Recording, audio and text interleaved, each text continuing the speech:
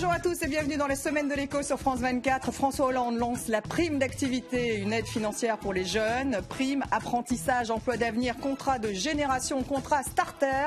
Ces mesures en faveur des moins de 25 ans suffiront-elles à faire reculer le chômage ? Les Européens triplent les moyens financiers des opérations de surveillance et de sauvetage maritime en Méditerranée. Ils ont réagi face à l'afflux et à la tragédie des migrants lors d'un sommet extraordinaire à Bruxelles. Mais il reste une question, comment régler le traitement des demandes d'asile ? Enfin, l'épreuve de force se poursuit entre les ministres des Finances de la zone euro et la Grèce lors de la réunion à Riga, en Lettonie. Aucun accord n'est attendu. Athènes n'a pas fait de nouvelles propositions de réforme. Alors, va-t-on vers un troisième plan d'aide ou au contraire une sortie de la zone euro ? Et on en parle avec mes invités. Vincent Brofis, bonjour, d'être avec nous. Merci d'être avec nous, directeur de la rédaction de Challenge. En une, cette semaine, faire fortune en bourse avec les conseils de Warren Buffett, rien que ça. Puis une interview exclusive du patron du MEDEF, Pierre Gattaz, Emmanuel Morel, bonjour. Bonjour. Député du Parti Socialiste. Et Jean-Marc Daniel, bonjour Jean-Marc, économiste à l'ESCP Europe.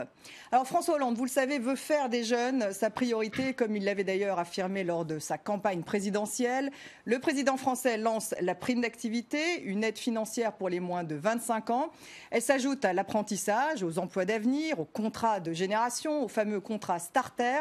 Alors ces mesures en faveur des jeunes suffiront-elles à faire reculer le chômage ? Je vous propose quelques réactions et on en débat ensuite.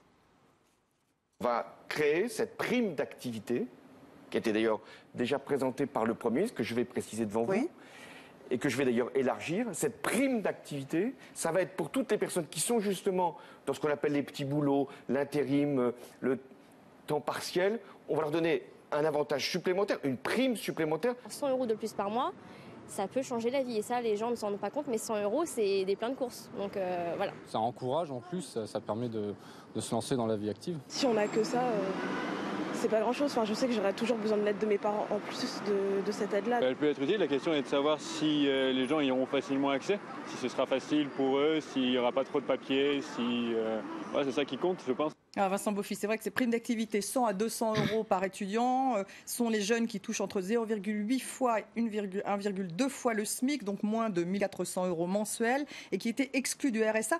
Est-ce que c'est une mesure de solidarité, selon vous, une mesure, est-ce que c'est de l'assistanat ou est-ce qu'elle va faire reculer le chômage des jeunes ?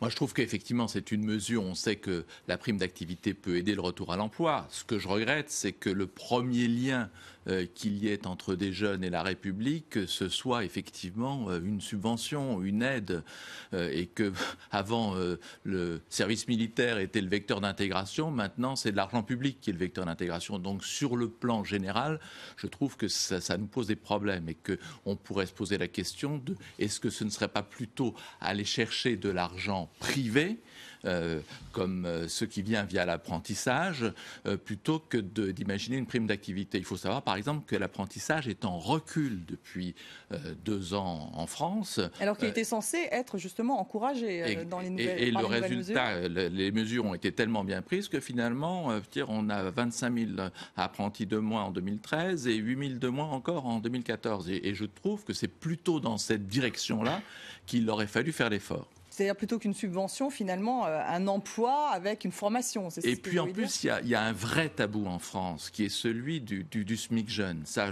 dès qu'on parle de cela, on met des jeunes dans la rue. Et pourtant, quand on regarde ce qui se passe notamment aux Pays-Bas qui est un pays qui n'est pas, un pays libéral débridé, eh bien, il y a un SMIC jeune et il y a un taux de chômage qui est à peu près le tiers du nôtre, 8% au lieu de 25%. Mais là, on est dans l'idéologie. Je voudrais juste terminer avec cette citation d'un économiste de gauche qui dit « Oui, le SMIC jeune est un moyen de faire davantage entrer les jeunes dans l'emploi ». C'est Jean-Olivier Ayrault.